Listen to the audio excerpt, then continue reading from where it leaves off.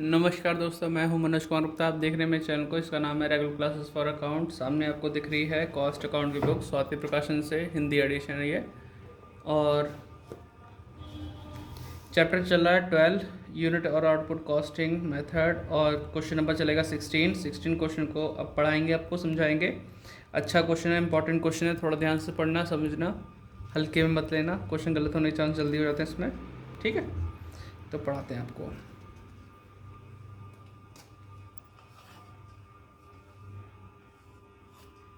ज़्यादा ही नीचे हो गया, यहाँ से आपको दिख रहा होगा अच्छे से। तो चाहो तो पहले स्क्रीनशॉट ले लो, अगर बुक नहीं है आपके पास तो।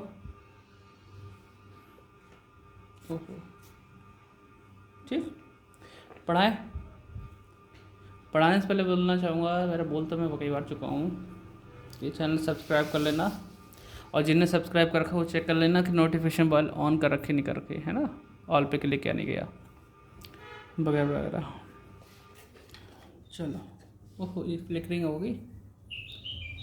तो अब यहाँ देखते हैं, from the following information in respect of factory manufacturing plastic goods prepare a cost sheet showing the profit and loss per unit of the product. तो आपको इन्फॉर्मेशन से क्या करना है कि प्लास्टिक गुड्स के बारे में जानकारी दे रखी है, प्रिपेयर कॉस्ट शीट बनानी है, और प्रॉफिट लॉस शो करना है कितना हुआ है पर यूनिट के हिसाब से। हमारे पास लिखा है वेट ऑफ फिनिश्ड प्रोडक्ट, मतलब तैयार सामान का वज़न कितना है, 684 kg तैयार हो चुका है, बिल्कुल फिनिश्ड, बिकने के लिए रेडी है।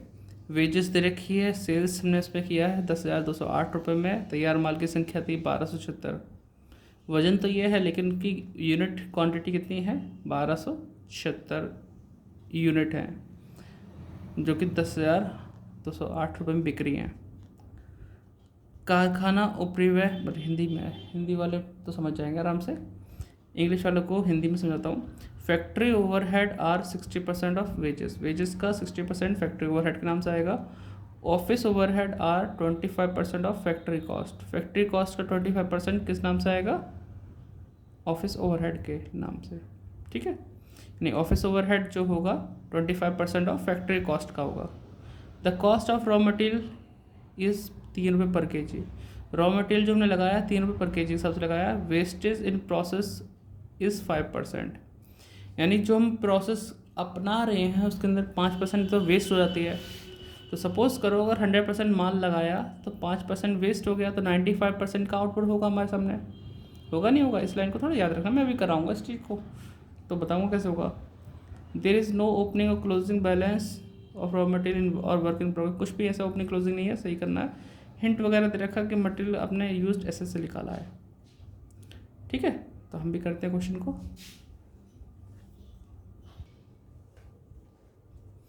तो बच्चों हमने लाइन खींच ली है, आपके सामने है लाइन खींचा हुआ, सीधा दिख रहा नहीं, दिख रहा तो स्टार्टिंग करते हैं। हमने मटेरियल कितना यूज़ किया है उसके बारे में। ठीक है, पहली लाइन आपकी आ गई, रॉ मटेरियल यूज्ड और कंज्यूम एक ही चीज़ होती है ना। आपने क्वेश्चन पढ़ा तो उसमें लिखा था कि हमारा तैयार सामान जो हुआ है उसका वजन है 684 kg, 684 kg। अब मैं एक लाइन बता रहा था, मैं इसको यहाँ पे बता देता हूँ, ज़्यादा क्लियर हो जाएगा आपको। अगर किसी भी सामान को बनाने के लिए अपने 100% सामान लगा दिया, इनपुट कितना कर दिया, 100% कर दिया, और 5% वेस्ट अगर होता है, नॉर्मल वेस्टेज ही दे रखा हो या वेस्टेज दे रखा हो प्रोसेस के अंदर, 5% वेस्ट होना ही होना है, तो आपके सामने जो आउटपुट निकल के आएगा वो 95% के बराबर आएगा। 100% लगाया, 5% का आपको पता था कि वेस्ट होना ही होना है, तो जो आउटपुट निकल के आएगा वो 95 आएगा। और आपका आउटपुट कितना आया, 684 kg। तो 684 kg ये वही है जो 95% के बराबर है। ठीक है, इंटू 100% आपको पता करना पड़ेगा कि आउटपुट 95% के बराबर है, तो जो स्टार्टिंग में 100% लगाया था वो कितना होगा। तो सॉल्व करते हैं, पहले नीचे सॉल्व कर लेते हैं, फिर ऊपर वही चीज़ लिख के दिखा देंगे जिससे कि घिच पिच नहीं होगी ऊपर, है ना। तो इसलिए 684 डिवाइड बाय 95 इंटू 100, 720 kg हमने लगाया होगा। कितना लगाया होगा माल? 720 kg। और 1 kg का रेट है 3 रुपये का, तो आप देखो 720 kg का कितना आएगा। तो हमें ऐसे ही करना है, सेम टू सेम लिखना है। 95% से डिवाइड, 100 से मल्टीप्लाई। 720 kg हमने इनपुट किया, 3 रुपये के हिसाब से कितना रुपये खर्चा बैठा? देखो 2160 रुपये खर्च हो गए हमारे। इतना रुपये सामान हमने इस्तेमाल कर लिया। अब वेजेस दे रखा है तो वेजेस भी लिख दो। वेजेस कितना दे रखा है हमारे पास? 1840। 1840 जोड़ेंगे, 0 6 6 10 की 0, 8 1 9 और 1 10 की 0, तो 1 3 1 4 हो जाएगा। तो प्राइम कॉस्ट कितना आ गया? 4000।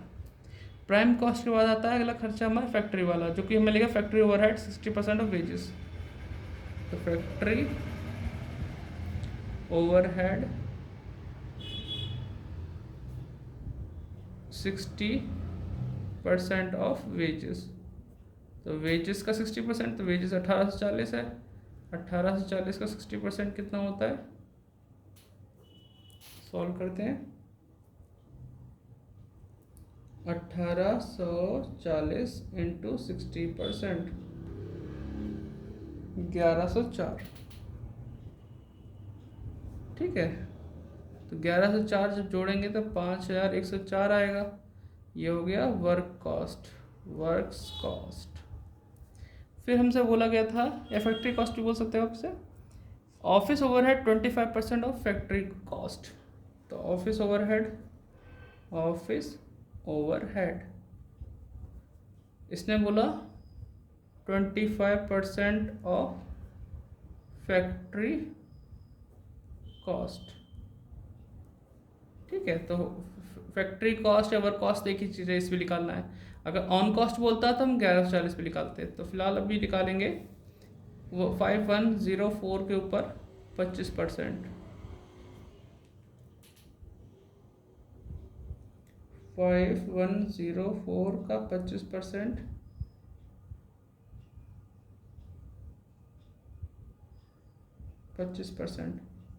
1276।